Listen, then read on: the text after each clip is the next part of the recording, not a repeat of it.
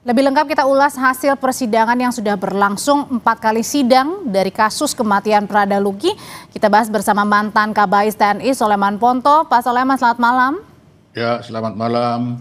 Hadir juga bersama saya ada pakar hukum pidana Heri Firmansyah. Mas Heri, selamat malam. Selamat malam, Assalamualaikum warahmatullahi wabarakatuh. Waalaikumsalam. Saya mau ke Pak Soleman dulu. Pak Soleman, 4 kali sidang sudah berlangsung dan saya mendengar ini keterangan-keterangan terdakwa maupun juga dakwaan termasuk juga saksi. Pertanyaannya apakah sebegitu kerasnya begitu Pak Soleman? Ya. Apa yang terjadi keseharian di dalam militer kita ini? Ya, memang keras. Itu bayangkan, itu teman sendiri kalau ketangkap musuh. Bagaimana? Kenapa sampai sekeras itu, Pak Soleman? Ya itu tadi bilang, kalau musuh yang nangkap, apakah lembut? Pasti lebih keras dari itu kan?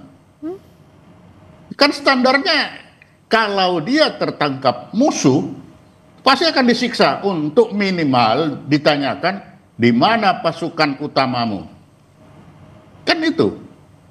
Jadi dalam kasus Prada Luki ini dengan keterangan-keterangan yang masih berlangsung ya, sidangnya masih 4 kali dimulai gitu, masih ada sidang-sidang berikutnya dan pemeriksaan saksi lainnya, adalah ini memang sebenarnya dengan keterangan-keterangan ini sebenarnya ini hal yang biasa dilakukan begitu dalam keseharian seorang militer?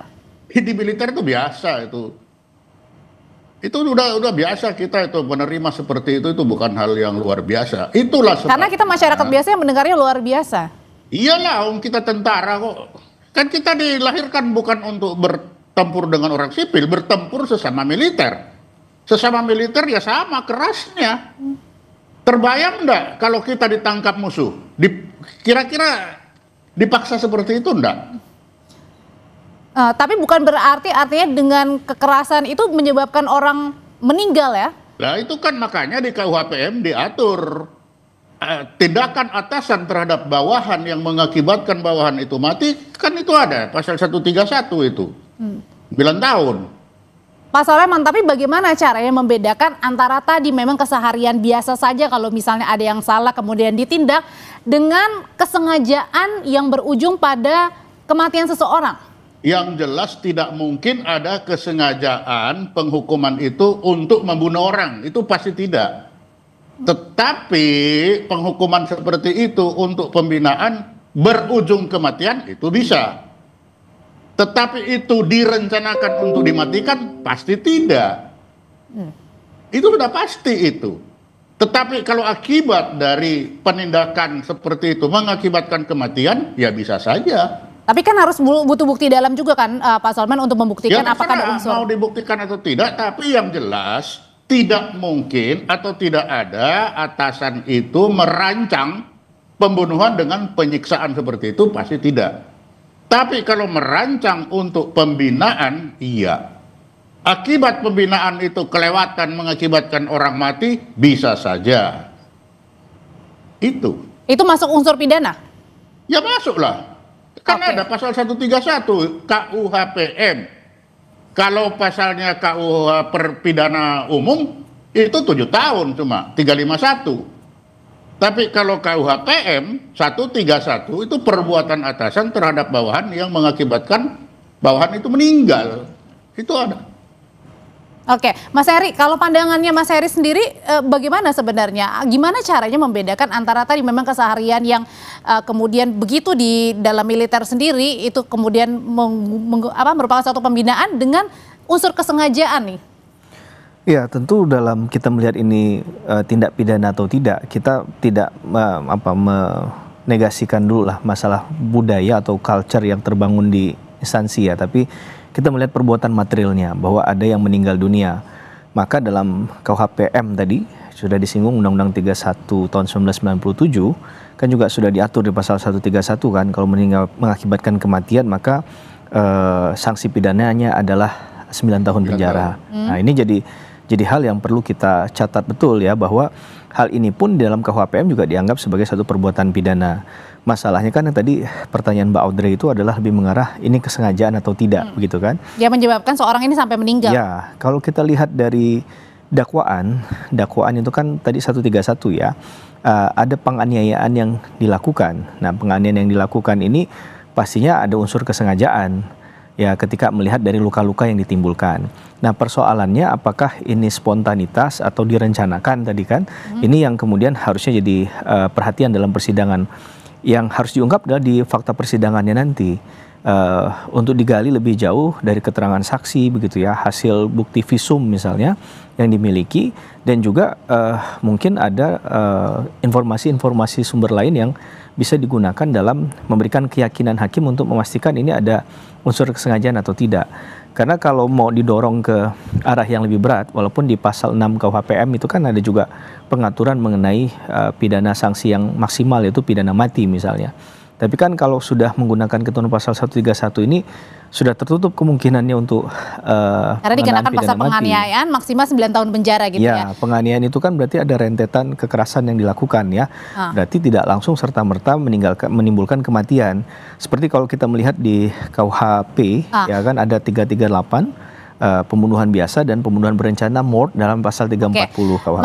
Mas Heri, ini gimana caranya membuktikan? Tadi kan kalau ada unsur dugaan penganiayaannya berarti ada unsur dugaan pidananya. Tapi yang ini dilakukan berjemaah ya, 22 orang karena yang sudah ditetapkan sebagai tersangka dan kini sudah terdakwa.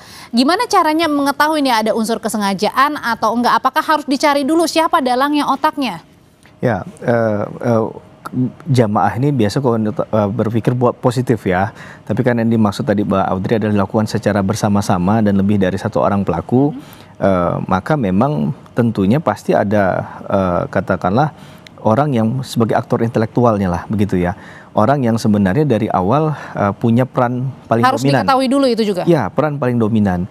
Mungkin dalam proses penyidikan kan tidak langsung serta-merta bisa menemukan hal itu, Mbak Audrey, itu secara teori memang demikian.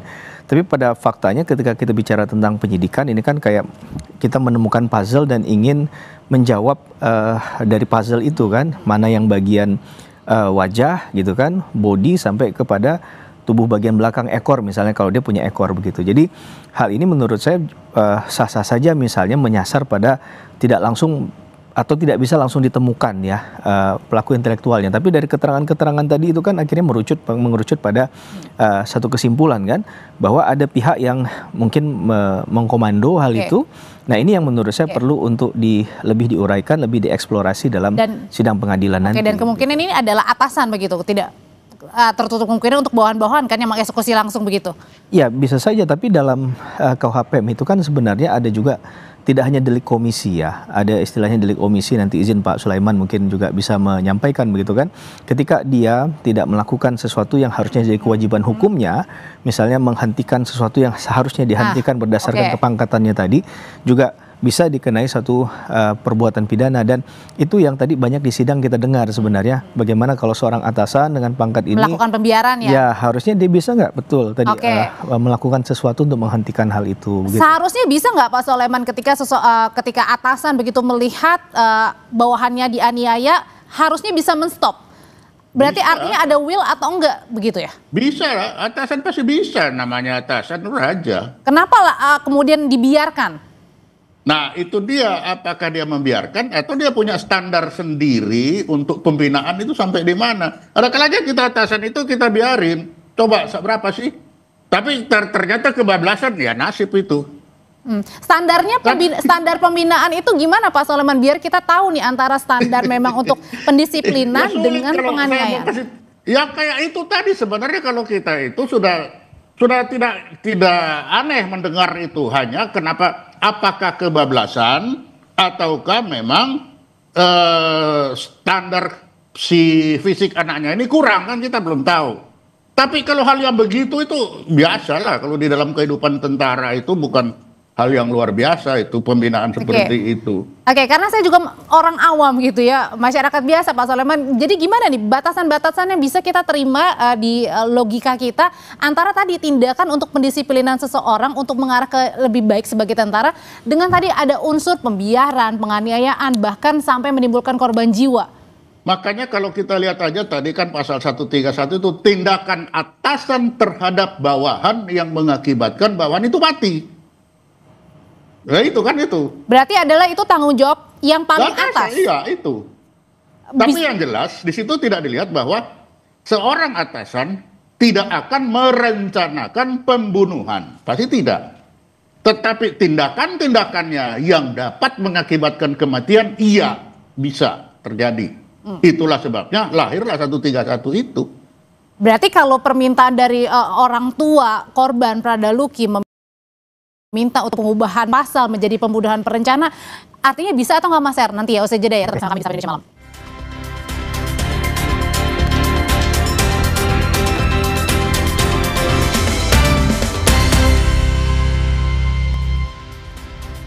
Melanjutkan pertanyaan saya sebelumnya Mas Heri, berarti kalau dari permintaan orang tua adalah mengubah untuk pasal pembunuhan berencana, ini artinya tidak dapat terrealisasi, berhenti pada penganiayaan bersama-sama ini? Ya, begini, bahwa melihat hukum acara yang berlaku dalam pidana militer kan juga sedikit tidaknya pasti juga mengacu pada ketentuan KUHP ya, Undang-Undang 8 1981. Di ketentuan pasal 144 kalau nggak salah, atau 141 gitu, berkaitan dengan perubahan dakwaan itu dibolehkan hanya satu kali sebelum sidang, dan itu pun tidak mengubah perbuatan pidananya. Jadi kalau jenis perbuatan pidana kan berkaitan dengan ancaman sanksi pidana, Mbak Audrey. Maka ini yang kemungkinan besar tidak akan terjadi begitu ya, karena sudah, apalagi sudah menyentuh pada pembuktian, begitu kan, sudah ada keterangan saksi yang digulirkan, sudah terlambat untuk melakukan hal itu. Dan mungkin auditor militer yang sebagai hal ini adalah jaksa penuntut umum dalam konteks pidana umum, peradilan umum, itu juga melihatnya bahwa ketentuan pasal 131 ini unsurnya yang lebih dekat untuk terpenuhi, gitu ya. Tadi sudah dikatakan ada tindakan dari atasan ke bawahan dengan kekerasan tadi kan, yang menimbulkan kematian, maka ancamannya 9 tahun.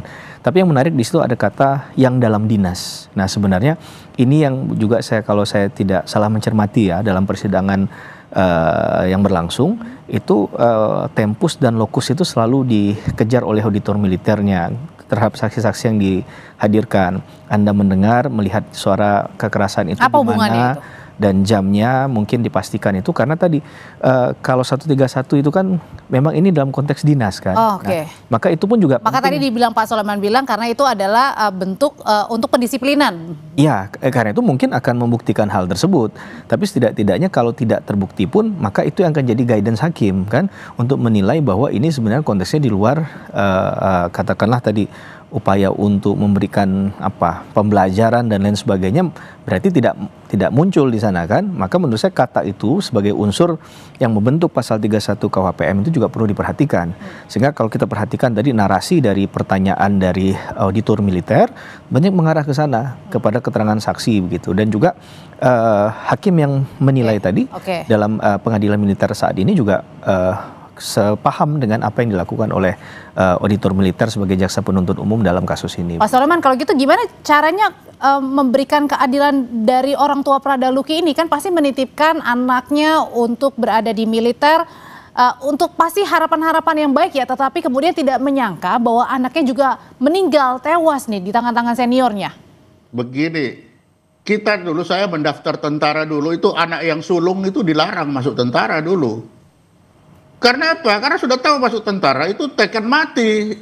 Lah sekarang aja kita menganggap masuk tentara itu enak-enak. Tapi kan kalau mati di dalam pada saat dinas kan juga tanda tanya Pak Soleman, bukannya karena... Tidak selalu, mati di dalam latihan, mati dalam hal seperti ini tuh juga bisa terjadi. Tentara itu keras, maka jangan dianggap masuk tentara itu enak. Jadi jangan terlalu wah masuk tentara aja. Makanya aturan dulu anak yang sulung tidak boleh masuk. Anak tunggal tidak boleh masuk. Sekarang dibuka bebas. Anak tunggal boleh, anak sulung boleh. Kenapa? Kalau terjadi apa-apa ya begini, ini tuntutan orang tua. Tapi kalau misalnya pada saat Pradaluki atau almarhum ya, atau katakanlah prajurit-prajurit lainnya sudah meminta ampun begitu, kenapa masih dibiarkan hingga akhirnya merenggut nyawa? Itu pada seniornya itu minta ampun dianggap cengeng malah. Lebih baik diem. Pengalaman saya ya, lebih baik saya diem. Semakin saya ampun senior, tambah diajar. Kamu gitu aja cengeng. Nah itu. Baru kita, belum kalau musuh. Kamu kasih tahu tentu tempat kita. Nah itu kan gitu. Jadi standarnya jangan melihat standar Orang sipil standar, lihatlah kalau dia tertangkap musuh, seperti apa musuh memperlakukan dia itu untuk mendapatkan keterangan. Misalkan di mana teman-temanmu posisinya? Lah kalau baru sebentar dipukul langsung dia Oke, baik. menyawa, kan kacau itu, hancur semua teman. Tapi kalau kalau menurut pandangan Mas Heri sendiri, apakah harus ada mungkin ya tidak terlalu keras-keras banget atau gimana nih? Enggak, supaya karena kan ini kan bukan tewas karena di medan perang, tapi ini karena pada saat dinas sendiri. Ya, kalau kita mengacu pada mungkin nanti akan harus by data ya, datanya misalnya ini bukan hanya sekali terjadi, maka harus ada evaluasi. Nah, ada nggak evaluasi itu agar kemudian tidak terulang kembali korban yang jatuh? Atau tadi saya sepakat dalam proses pemilihan katakanlah calon anggota TNI itu diperhatikan betul masalah fisik tadi kan, dan juga ada nggak surat ya katakanlah ya maksudnya surat dalam hal ini kesepakatan dari pihak orang tua dan lain sebagainya terhadap apa yang terjadi selama proses berlangsungnya kedinasan tadi begitu ataupun selama dia bertugas.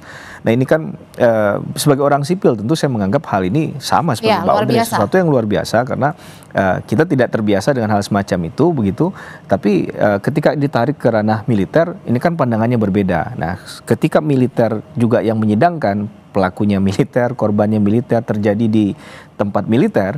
Nah ini kan seharusnya ada sense yang tidak hanya nanti bicara dalam konteks militernya saja kan, tapi juga sisi kemanusiaannya dan juga batasan tadi agar jelas sebenarnya batasan itu seperti apa untuk melakukan pembelajaran. Kalau ada kesalahan kan mungkin sampai maksimalnya ya ada kesalahan berat, ada kesalahan sedang, ada kesalahan ringan kan.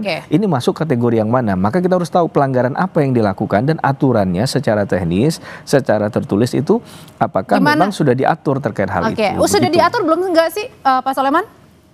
Ya. Itu tadi saya bilang kan sudah ada, makanya di tentara itu undang-undang disiplin maupun pidana itu undang-undang.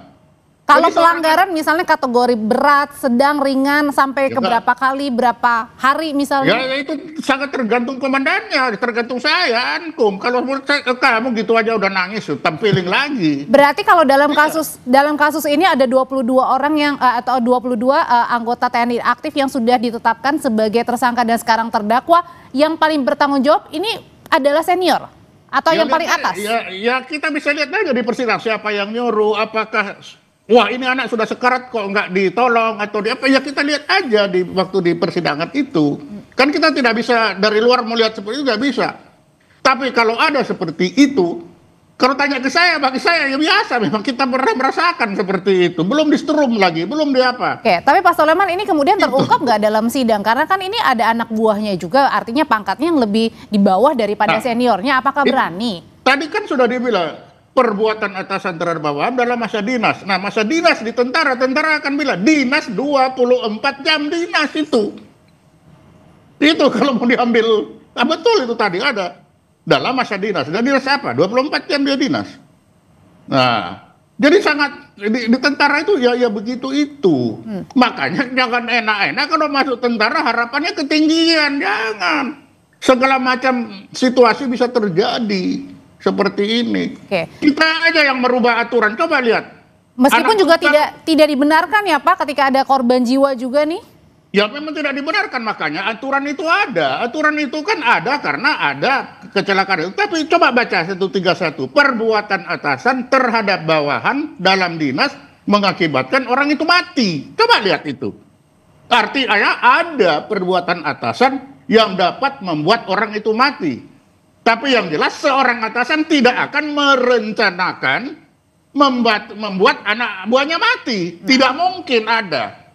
Tapi kalau dia keras terhadap anak buah yang tiba-tiba mati, ya itu sangat mungkin. Itu bisa dibuktikan nggak Mas Her? Nanti dalam persidangan ini yang sedang berjalan antara tadi unsur kesengajaan, pembiaran, perencanaan dengan yang tadi tidak akan membiarkan seseorang itu sampai meninggal. Iya, sangat mungkin melihatnya kan rangkaian perbuatan yang dilakukan ya. Berapa lama penyiksaan itu dilakukan misalnya demikian. Apakah cuma 1 jam atau melebihi 1 jam. dan seterusnya gitu. Kemudian apakah cuma satu orang, kemudian ada berduyun-duyun lagi kelompok lain yang juga melakukan aksi kekerasan lanjutan, dan ini juga menurut saya jadi satu rangkaian perbuatan yang akan jadi penilaian hakim nantinya, dan auditor militer sebagai posisi untuk melindungi dan melakukan perjuangan terhadap keadilan bagi korban pasti akan berusaha untuk mengungkap fakta-fakta tadi ya, dengan dasar itu sebagai pedoman nantinya bagi hakim dalam memutus, Mbak Audrey gitu. Gimana kalau gitu juga pertanyaannya gimana kalau tadi karena masih dalam berdinas itu merupakan sesuatu hal yang biasa, gimana caranya juga membuat orang tua korban ini merasa ya lega dengan keputusan maksimal nanti pada saat vonis? Iya, sekarang bola yang menggelinding ini mengarah kepada hakim ya, karena hakimlah yang nanti akan memutus melalui irah-irah putusannya, pertimbangan hukum hakim untuk menilai keadilan apa yang pantas bagi korban. Harapan korban pasti sama yang diwakili oleh keluarga, yaitu dihukum seberat-beratnya. Bahkan mungkin tidak hanya pidana pokoknya saja, karena kan ada pidana tambahan tuh dalam pasal 6 KUHPM. Termasuk sanksi paling beratnya menurut saya adalah pemecatan secara tidak dengan hormat. Artinya kalau dipidana maksimal 9 tahun itu tidak memuaskan, bisa saja pecat dari kedinasan ya? Jadi plus oh, plus ya, okay. Ditambah dengan hal itu. Belum lagi karena sekarang ada restitusi misalnya yang diupayakan lewat LPSK. Nah, saya tidak tahu apakah hal itu akan diupayakan dari awal atau tidak. Tapi setidaknya peluang tadi untuk pertanyaan Mbak Audrey untuk memenuhi rasa keadilan bagi keluarga korban gitu, yang ditinggalkan. Oke, kalau gitu singkat saja Pak Soleman, perlu ada evaluasi nggak untuk terkait dengan tadi ya pada saat untuk pendisiplinan, kemudian mungkin agak sedikit dilonggarkan atau mungkin ada rule-nya yang mana sedang berat kategori pelanggaran? Yang mau masuk itu ya hitung diri baik-baik lah. Ya itulah tentara ya begitu. Tentara satu orang dipukul 22 orang biasa kok itu. Bukan hal orang biasa. Kalau banyak itu lawan satu, bukan hal yang luar biasa. Itu biasa.